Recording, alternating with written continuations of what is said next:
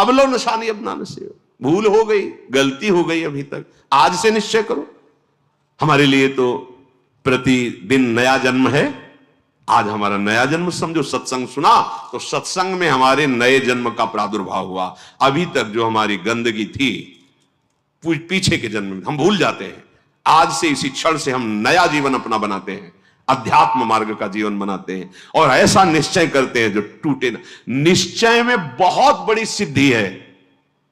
देखो पिंगला जी का जैसे बताया, तैसे भागवत में एकादश स्कंद में तितिक्ष ब्राह्मण का देखो, गृहस्थी में रहते थे, लड़के बच्चे थे, खूब धन कमाया, वो बड़े ही कंजूस स्वभाव के थे, ना परिवार को भोगने देते थे ना स्वयं भोगते थे। अब कुछ ऐसी विपरीत परिस्थिति आई, सब दिन होत न एक समान, राजदंड उन पे लागू हुआ तो काफी अर्थ तो टैक्स में चला गया। फिर परिवार के जनों ने देखा कि ये तो कंजूस है, 1 रुपया भी नहीं देगा, वो लोग इधर उधर से हाथ मार के फिर आग लग गई। अब परिवार वालों ने उसका त्याग कर दिया, केवल अकेला, कोई उससे प्यार नहीं करता, अर्थ उसके हाथ से चला गया सब। अब विचार किया कि मेरा पूरा जीवन निकल गया, उत्तम वर्ण में जन्म हुआ था, वृद्धावस्था आ गई, अब क्या होगा, क्या होगा? जिनको मैंने पाला पोषा, जो बड़ी मेहनत से धन कमाए, तो सब नष्ट हो गया, परिवार वाले कोई देखते ही नहीं। जानते हो उसका निश्चय, देवता इस बात के साक्षी हैं कि आज से मैं अपने जीवन को श्री भगवान के चरणों में समर्पित करता हूं, सब कुछ सहूंगा और निरंतर भगवान का भजन करूंगा। वो इतना बड़ा महापुरुष उसी निश्चय से हो गया कि भगवान उद्धव जी को उसकी कथा सुना रहे हैं। कोई साधना नहीं हुई थी, परिस्थिति ने ऐसा निश्चय करवा दिया। तो जरूरी है वो परिस्थिति आवे तब तुम निश्चय करो। क्या सत्संग में तुम निश्चय नहीं कर सकते तो परिस्थिति का इंतजार करोगे कि ऐसी विपत्ति आवे, ऐसी ठोकर लगे, ऐसी दुर्दशा हो तब तुम निश्चय करो? अरे उसके पहले ही निश्चय कर लो तो दुर्दशा काहे को होगी। ऐसा नहीं कि उसका जीवन मंगलमय हो गया। अब उसके कर्मों का क्षय करने के लिए जब वो संन्यास भाव लेकर विचरण करता, भिक्षा मांगता, तो लोग थूकते, स्पष्ट लिखा हुआ मूत देते, बांध देते, पीटते, उसकी भिक्षा छीन लेते, पर वो अंदर अंदर विचार करता नहीं, किसी का दोष नहीं है इसमें किसी का दोष नहीं।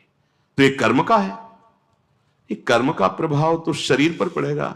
ये मुझे दुख क्यों हो रहा है? बहुत बहुत सुंदर मतलब चिंतन उनका बना। तो क्या देवता है? इस दुख का कारण देवता है? नहीं, देवता भी तो केवल हमारे शरीर को ही पीड़ा दे सकते हैं। मेरे को क्यों हो रहा है? काल नहीं, वो तो आत्मस्वरूप है, उसका भी प्रभाव इसी शरीर पर होगा। मेरा स्वरूप तो कालातीत है। तो फिर क्या है? भ्रम। हाँ, ये भ्रम है। मैं तो निर्विकार चिदानंद अपने स्वरूप में स्थित हो गया, ब्रह्मबोध संपन्न महापुरुष हो गया हो। और तितिक्ष ब्राह्मण नाम से वर्णन किया है भगवान ने। इसलिए निश्चय में बड़ी सामर्थ्य है। हमारा निश्चय बड़ा ढुलमुल है। इसलिए प्रार्थना है, बहुत बड़ा मार्ग मिला है आपको। इसे भगवत मार्ग कहते हैं, अध्यात्म मार्ग कहते हैं।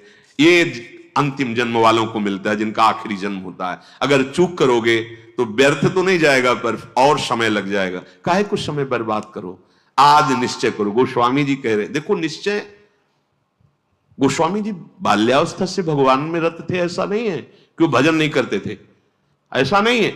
जन्म हुआ था तब बोले थे राम। जैसे बच्चा रोता है ना, तो गोस्वामी जी रोए नहीं थे, राम बोले थे, इसलिए राम बोला नाम पड़ा था। राम बोला, प्रकट हुए थे तभी राम। तो ऐसा भी नहीं था कि आसक्ति नहीं थी शरीर में या अन्य, ऐसा भी महापुरुष जन लीला दर्शाते हैं, वो हमारी हिम्मत के लिए। पत्नी में चित्त आसक्त था, एक दिन के लिए भी कभी मायके जाने के लिए अनुमति नहीं दी थी। और उसी पत्नी के मुख से जब ये बात निकली कि जितना तुम्हें इस शरीर में आसक्ति है, पूरी कथा अगर राम जी में होती तो जीवन तुम्हारा धन्य हो जाता। नेत्र को पत्नी रूपी गुरुदेव ने नेत्र खोल दिए। कहीं से भी गुरुदेव सावधान कर सकते हैं, कहीं से भी, बस कदम मुड़ गए। क्योंकि ऐसा नहीं था कि राम भक्ति नहीं, निश्चय कर लिया, अवलो नशानी अब ये गोस्वामी जी का ही पद है। अब इंद्रियों के बस में हो के, नहीं नहीं, बहुत सही बोला। अगर ये स्थिति, ये आसक्ति राम जी में होती तो जीवन धन्य हो जाता। अब पायो नाम चारु चिंतामणि, उर करते न खसई हो, अब लो नशानी। अब समझ गए, समझ गए। अब हृदय से एक क्षण के लिए भी राम नाम नहीं छोड़ूंगा। और जानते हो, महापुरुषों में सर्वशिरोमणि हुए गोस्वामी तुलसीदास। ये तो अवतार लीला महापुरुषों की है, ये हमारे लिए बताया है आचरण करके कि भगवान नाम में इतनी सामर्थ्य है कि ऐसे आसक्त वृत्ति को भी कैसे निरासक्त कर देते हैं। हमें चाहिए, जो भी, चाहे गृहस्थ मार्ग में हो चाहे विरक्त मार्ग में हो, दोनों मार्ग जाते ही प्रभु के चरणारविंद में है। अपने मार्ग की वृत्तियों को जानिए, समझिए और धर्मानुसरण बर्ताव कीजिए और नाम निरंतर जपते रहिए। तो जीवन यात्रा का विश्राम, जो गोस्वामी जी कह रहे हैं, पायो परम विश्राम, विश्राम ही नहीं, पायो परम विश्राम, राम समान प्रभु नाही कहूं। ये विश्राम कैसे मिला? कहते भगवान शंकर को साक्षी करके कहते